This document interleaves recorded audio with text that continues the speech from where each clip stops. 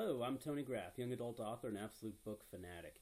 Today I'm doing my first book review. Normally I've been doing groups of books, genres, specific authors, and today I'm talking about The Empire by Elizabeth Lange.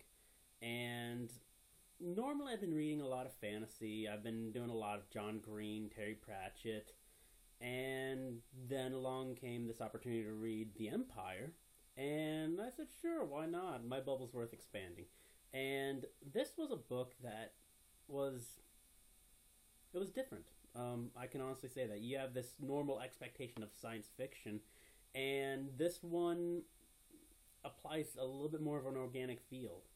You look at the environment, it takes place solely aboard spaceships. There's one or two little patches where they're actually on a planet, but for the most part we're looking at large battle class spaceships.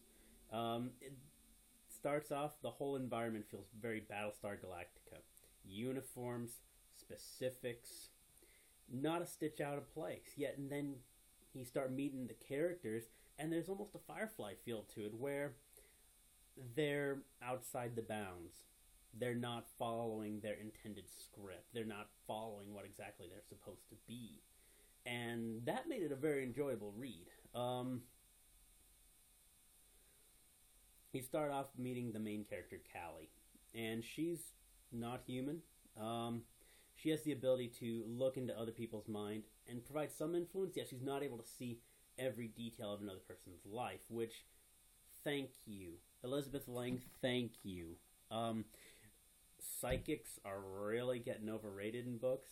They think I can probe into someone else's mind, and the information I want is going to be readily at the surface, where psychology tells us if we could enter someone else's mind, it would be a labyrinth built inside a labyrinth. We'd be able to find what we want eventually, but it might take several years of sorting through memories, sensory experiences, emotions, thoughts, ideas, and abstract notions that simply don't exist in an expressible way. So, good on you, Elizabeth Lange. Your psychic is very good. I enjoy that. She is sent aboard a larger ship, and this is at the behest of the people on her earlier ship. She's going from, I don't know, what you'd say, a smaller research vessel to the Goliath.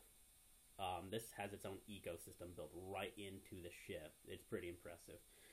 And this because of Adrian Stannis. And he's an interesting character. You first hear about him, and your first thought is, okay, yep, he's a love interest. They're gonna have all sorts of frivolities and emotional experiences, and at the end they'll be together, and it's oh so heartwarming.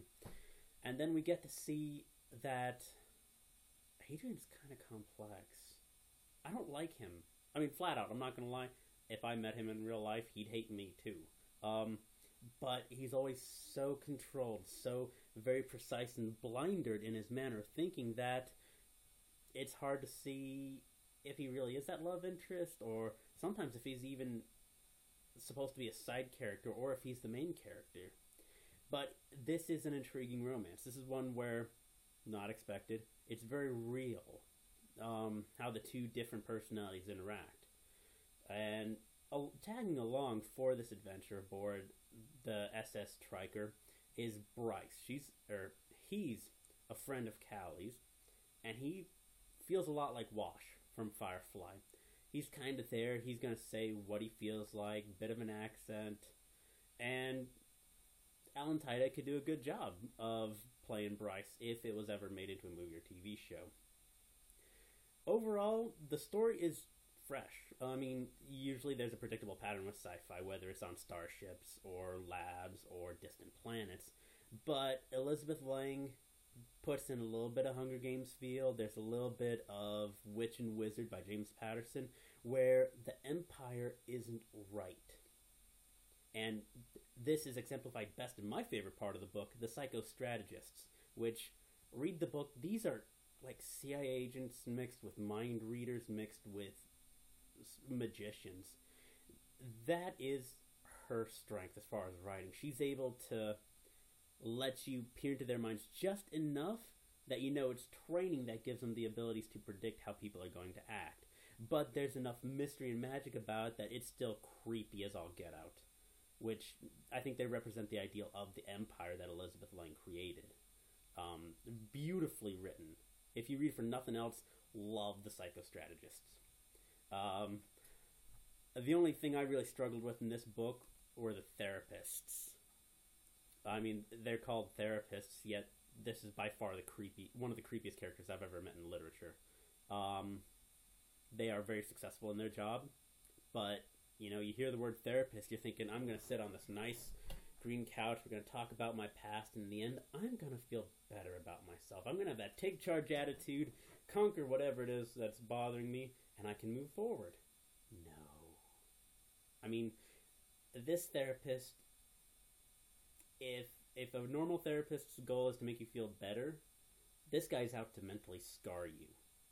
And he does a successful job of it. But you set the book down and you're still thinking, I hope I never meet a therapist like that. I could not do that. Which is a powerful impact. It's a very clear demonstration of good writing. But it's hard imagery to have even after you're done reading a book. So, good job, but stop. Overall, the book is worth reading. Absolutely. I give it 7 out of 10, and most of it's because of the therapists. It's unbelievably believable, if that makes sense. I mean, they're diabolical. They are haunting characters, but they're beautifully written. They're so unbelievable in their goals that you think you know one of them. I mean, you think you've met someone like that. Which is scary, but really shows the prowess of Elizabeth Lang as a writer. I'm moving on to the second book in the series, The Rebels, and I'll be posting a video about that. If you like the review, if you like hearing me talk, subscribe, let me know, find me on Facebook or Twitter, and I will see you around the library. Peace.